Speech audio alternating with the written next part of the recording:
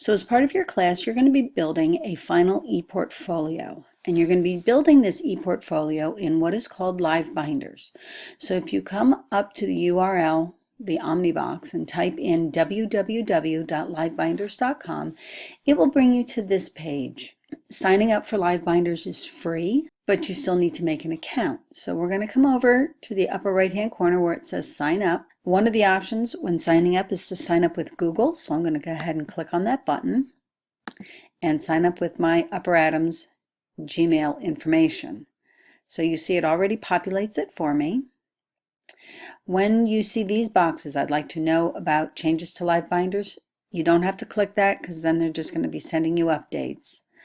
And you also don't need to check this unless you really want to know when you get comments and views on your binder. Make sure you read this and agree to it, and once you have, go ahead and sign up. If you happen to get this screen saying that you're signing up with the teacher's email address, you just have to say no, and then you're in. So the next time I come in, I can log in with my Google information.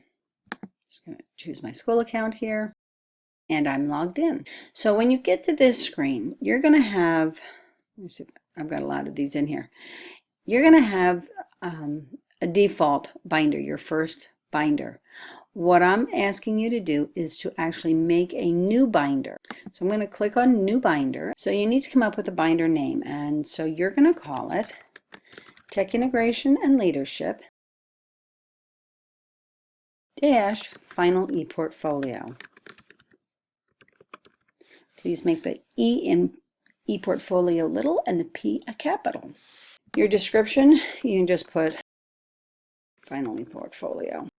As far as category, let's make this education, and you can leave it private. Only you and the people that you choose can view your binder.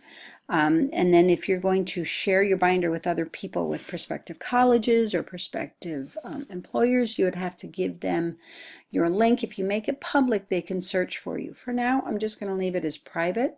Then your access key is going to be your first and last initials, lowercase. In my case, LS. And then you're going to create a new binder. All right, and then it will open up your new Final ePortfolio. So you can see at the top we have the name of our binder, and it'll tell you here who is the author. So it will default and give you 3 tabs to begin with, and this is what we're going to change. So to change the name of a tab, we're just going to click in here, and you see it highlights the whole name, and we're going to say Final ePortfolio Overview. Our second tab, we're going to rename to be Resume. Our third tab is going to be About Me. It's about dot and then capital M for me. And then we're going to actually have more than 3 tabs. So if you click on the red arrow here, we're going to add a new tab. This one we're going to call My Blog. We're going to add another tab,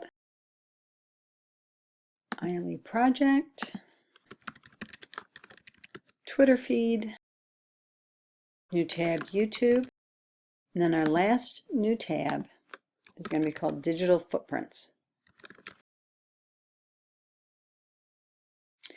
On your Final ePortfolio tab, we're going to change the layout, and this is going to be like a landing page when people open up your Final ePortfolio. So we're going to click on the Content button up here, and what we want this to be is text. When you click on text, you have some more choices down here. So I'm going to scroll down here, and you want to use the title.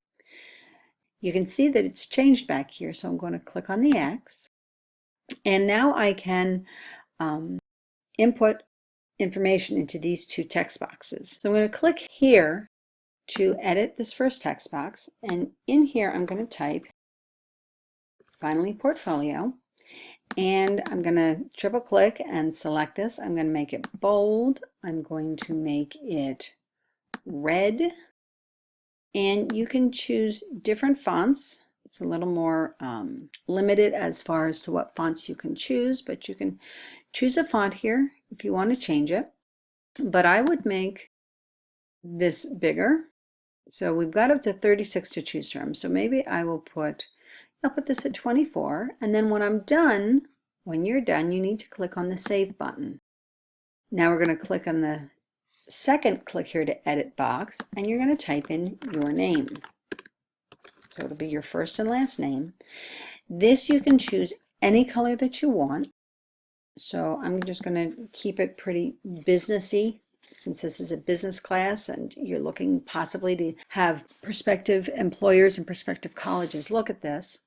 I'm going to make my name bold, and I'm going to choose font size 36 for my name. And again, I'm going to click on the Save button to save it. We're going to be building this portfolio and adding items here as we go along.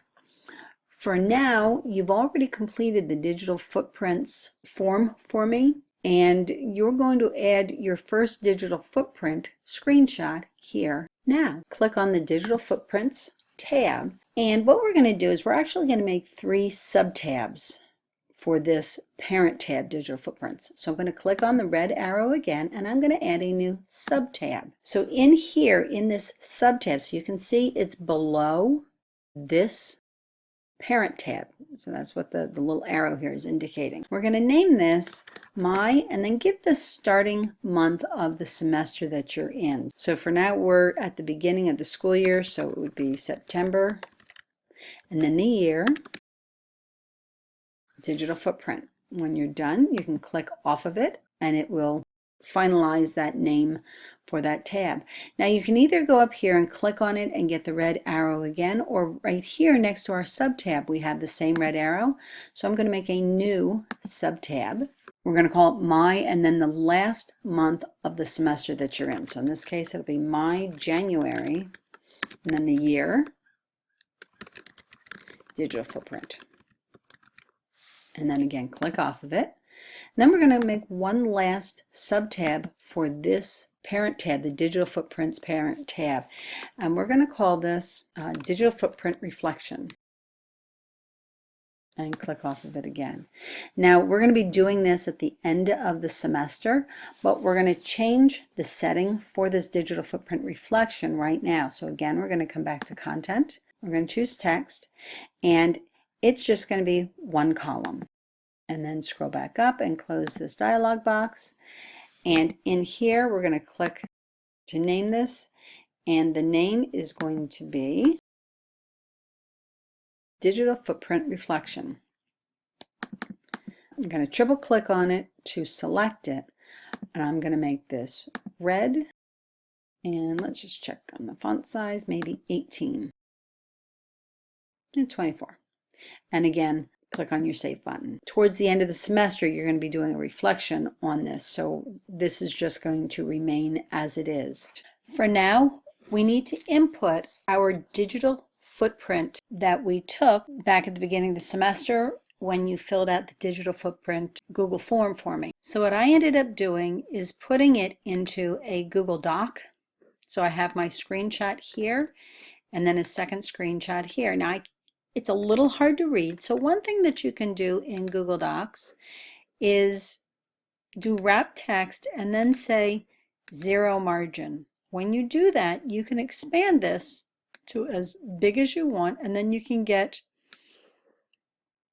the graphics basically right up next to each other. So I've got a ½ inch margin at the top of my document, and so this, my first screenshot, is completely to the edges.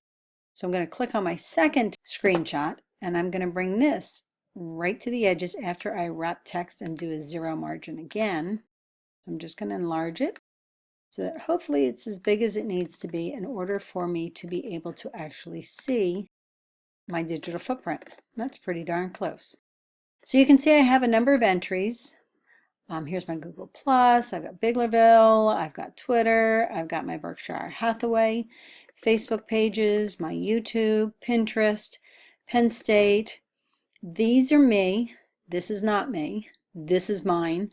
This is not mine. So I'm not real sure who these people are, but they got pulled in with my Google search on myself.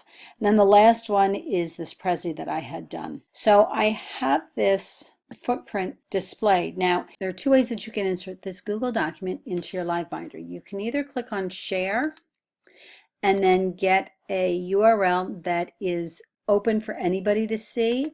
And you want to make sure that it is people who are anybody on the web, not just within our school district. So you could click on that and then get this URL. But what I would rather see is you go up to File, Publish to the Web, and make this an actual live link on the internet. It's like having a one-page website almost. So click on OK, and then this URL, I'm going to Command-C for copy. I'm going to go back to my live binder, Final ePortfolio. I'm going to click in the URL box here and either get that share URL or, as I just said, your published Google document URL. And I'm going to paste it in here. So you can see I have my published to the web URL here. I click on Insert, and here it is as if it were a document that is out on the web, because it is out on the web.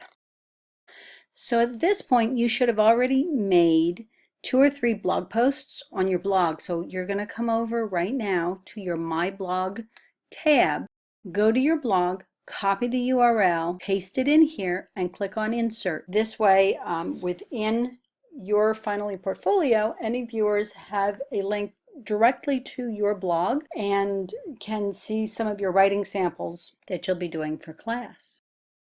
Moving forward, we're going to be filling in information on some of these tabs: your resume, your About Me, your ILE project, your Twitter feed, your YouTube. The ILE project is probably the next thing that you're going to be inputting in here as you finalize your idea for your ILE, your Individualized Learning Endeavor, your 20% time, your Genius Hour project. It's all the same thing.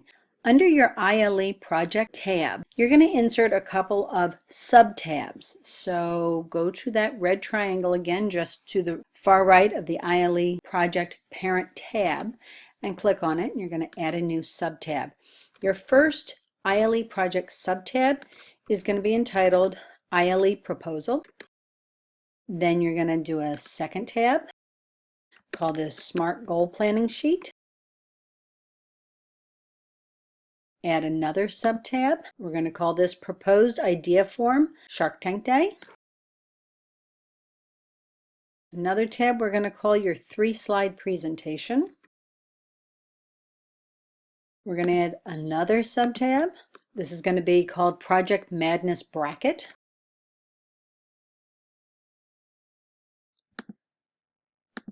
We're going to add another new sub-tab, Final ILE Presentation. Another new sub-tab, we're going to call this Digital ILE Presentation. We're almost done. Your next tab is going to be called, in all caps, WGS and then a little s. These are your weekly goal sheets. And then one more new sub-tab is simply going to be called Reflection. And then one more sub-tab that you're going to make is going to be under YouTube. You're going to be doing a couple of screencasts throughout the semester, but your first one that you're going to be doing, so add new sub-tab, and you're going to call this Screencast Number 1, your introduction video. And that's what you're going to at least start out with your Final ePortfolio structure-wise. And we will be adding more things to your ePortfolio as we progress through the semester. Please make sure you write down your username, your login, your password for your live binders, and put it somewhere safe that you won't lose. Whether you put it in a Google Keep or you put it in, I don't know, a Google document within your TIL folder, or you put it on a sticky note, make sure it's somewhere that you're not going to forget about it. If you have any questions, please make sure you see me.